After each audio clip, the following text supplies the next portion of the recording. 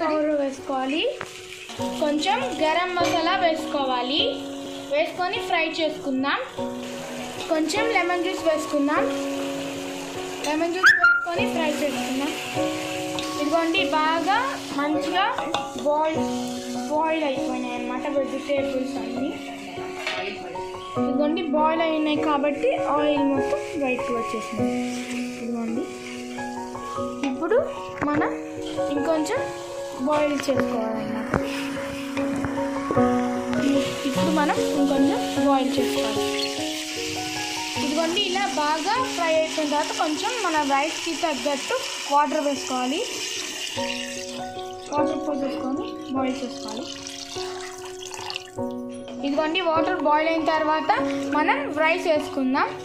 ఇదిగోండి ఇలా water boil అవ్వాలి. వాటర్ బాయిల్ అయిన తర్వాత మనం రైస్ వేసేసుకుందాం. రైస్ వేసుకున్న తర్వాత చూపిస్తాను. ఇదిగోండి ఫ్రెండ్స్, ఇదిగోండి రైస్ వేసుకుందాం. ఇదిగోండి రైస్ వేసుకుందాం.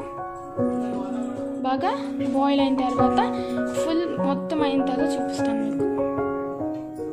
దమ్ పెట్టేసుకుందాం. ఇదిగోండి ఫ్రెండ్స్, మన యమ్మీ మష్రూమ్ వెజ్ బిర్యానీ రెడీ అయిపోయింది. ఇదిగోండి సర్వ్ చేసేసుకుందాం. మష్రూమ్ మసాలా కర్రీ ఇది. ఇదిగోండి